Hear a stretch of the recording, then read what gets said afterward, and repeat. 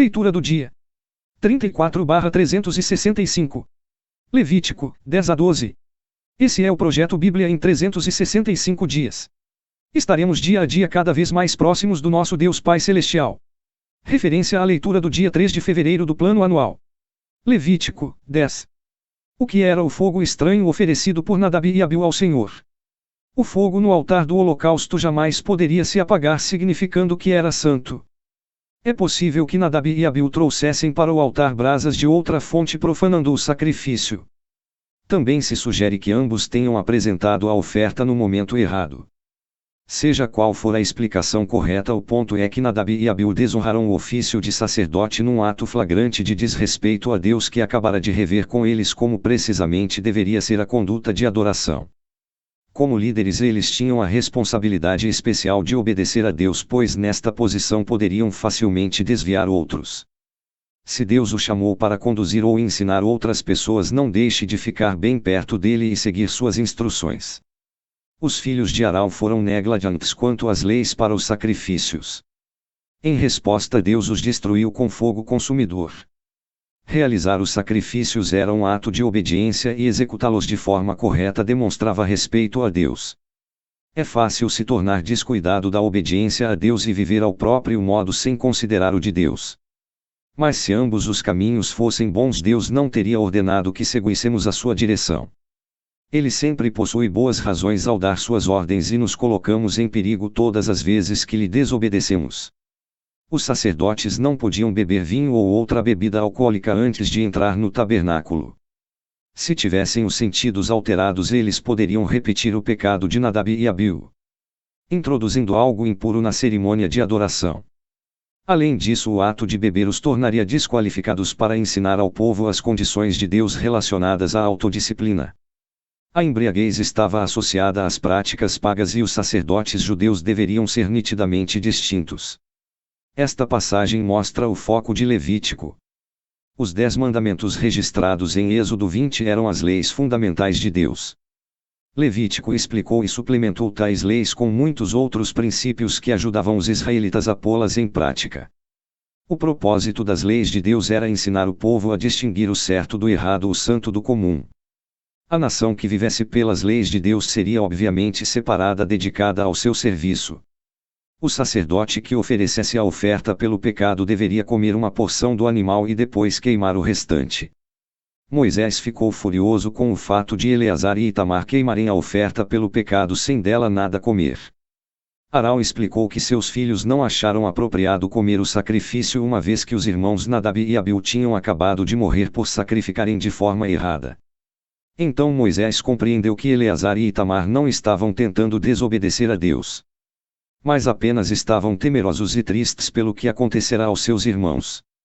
Levítico 11. Deus havia proibido rigorosamente comer a carne de alguns animais imundos. E enfatizou isto proibindo até mesmo que eles fossem tocados. Deus queria o povo totalmente separado de todas as coisas por ele proibidas.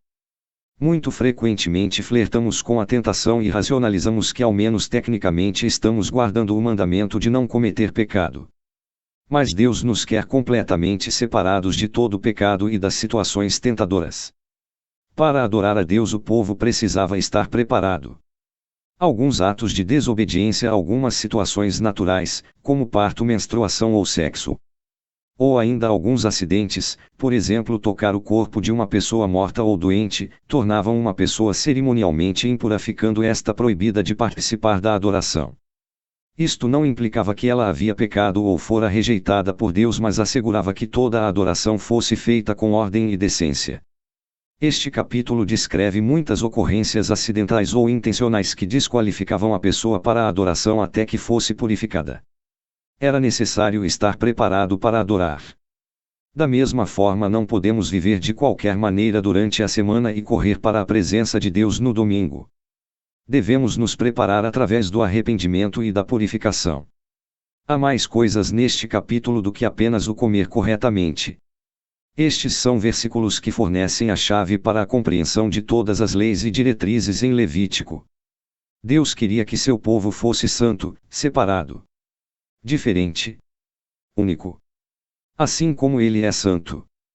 E sabia que eles tinham somente duas opções: ser separado e santo ou corromper-se indo após os vizinhos pagãos. Este era o motivo por que Deus os tirara do Egito idólatra, separando-os como nação única dedicada à adoração exclusiva a Ele e a uma vida moral correta. Também por isso Deus designou leis e restrições que os ajudariam a permanecer separados social e espiritualmente das nações pagãs em Canaã. Os cristãos também são chamados a serem santos e devem permanecer espiritualmente separados das maldades do mundo, mesmo convivendo de perto com os ímpios. Ser santo em um mundo profano não é fácil, mas Deus não pede que façamos isto sozinhos. Jesus Cristo vos reconciliou no corpo da sua carne pela morte para perante Ele vos apresentar santos e irrepreensíveis ou inculpáveis. Os adjetivos imundo e limpo eram utilizados para definir os tipos de animais que os israelitas poderiam ou não comer. Havia várias razões para esta dieta restrita. 1. Assegurar a saúde da nação. Os alimentos proibidos eram normalmente animais que se alimentavam de carne morta e podiam assim transmitir doenças para o povo. 2. Distinguir claramente Israel das outras nações, e 3. Evitar associações desagradáveis. As criaturas que rastejavam, por exemplo, lembravam as serpentes que costumavam simbolizar o pecado. Levítico 12. Porque a mulher era considerada imunda após o maravilhoso milagre de dar à luz. Isto era devido às secreções e fluxos emitidos pelo corpo durante e após o parto. Estes eram considerados impuros e tornavam a mulher despreparada para entrar no santo tabernáculo.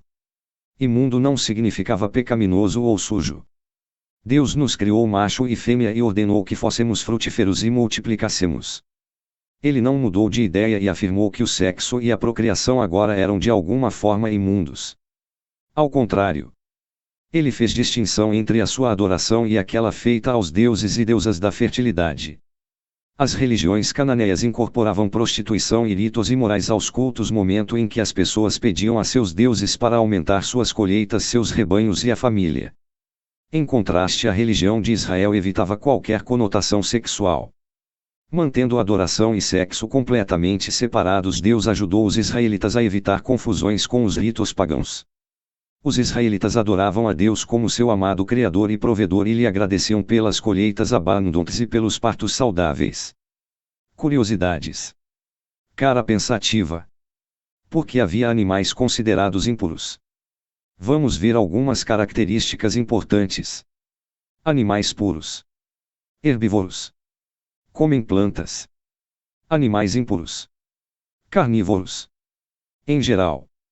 E comiam animais despedaçados, mortos já há algum tempo ou em decomposição. Animais com casco fendido. São dóceis. Domesticáveis. Animais com casco não fendido. Regra geral, são predadores e perigosos ao homem. As leis em geral visavam proteger o povo contra doenças e infecções graves, questão sanitária e de higiene. Os animais impuros, sendo eles terrestres, aves de rapina ou marinhos como frutos do mar, poderiam contaminá-los ou intoxicá-los.